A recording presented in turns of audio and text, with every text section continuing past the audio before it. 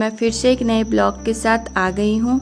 तो ये मैं बताने वाली हूँ कि इस बार नवरात्रि में माता रानी का वाहन क्या होगा। तो आइए जानते हैं कि हिंदू धर्म में शारदीय नवरात्रि का खास महत्व माना गया है और इस दौरान लोग माँ दुर्गा के 9 अलग अलग रूपों की आराधना करते हैं। हर साल आश्विन माह के शुक्ल पक्ष की प्रतिपदा तिथि से शारदीय नवरात्रि की शुरुआत होती है। इस साल शारदीय नवरात्रि 15 अक्टूबर से शुरू हो रहे हैं और 24 अक्टूबर को इनका समापन होगा।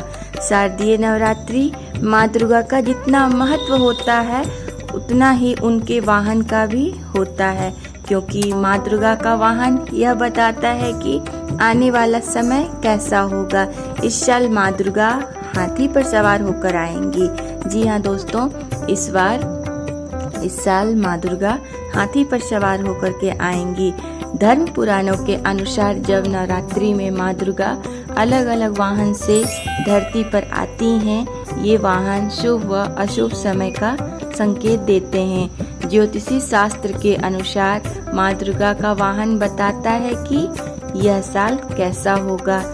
इस साल माँ दुर्गा का वाहन हाथी होगा, यानी माँ हाथी पर सवार होकर आएंगी। अब बात करते हैं माँ दुर्गा का हाथी पर आना शुभ होगा या अशुभ। तो वैसे माँ दुर्गा की सवारी सिंह है, लेकिन नवरात्रि में हर माँ अलग अलग वाहनों पर सवार होकर आती हैं। माँ दुर्गा की सवारी घोड़ा, भैंस, डोली, मनुष्य, नाव या हाथी होते हैं। ये सभी वाहन शुभ व अशुभ समय का संकेत देते हैं। नाव व हाथी पर सवार होकर आना बेहद ही शुभ माना जाता है। इस साल माँ दुर्गा का वाहन हाथी है, जो कि बेहद ही शुभ संकेत है। माँ दुर्गा जब हाथी पर सवार होकर आती हैं तो वह अपने साथ सुख, समृद्धि और खुशियाँ लेकर आती हैं। ज्योतिषी चार्यों के अनुसार माँ दुर्गा हाथी पर सवार होकर धरती पर आ रही हैं, जो कि एक बहुत ही शुभ संकेत है। इसका मतलब है कि इस साल अच्छी बारिश होगी और खेती भी बहुत अच्छी होगी। साथ ही में अन्न के भंडार भरे रहेंगे और सुख समृद्धि आएंगी। माँ दुर्गा का हाथी पर सवार होकर आना यह संकेत देता है कि आने वाले समय बहुत ही शुभ होंगे। हाथी को ज्ञान व समृद्धि का प्रतीक माना जाता है और हाथी पर माँ का आना देश में आर्थिक समृद्धि लेकर आएगा।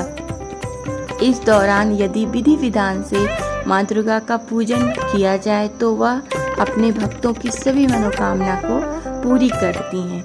तो कैसी लगी मेरी वीडियो प्लीज़ कमेंट करके बताएं।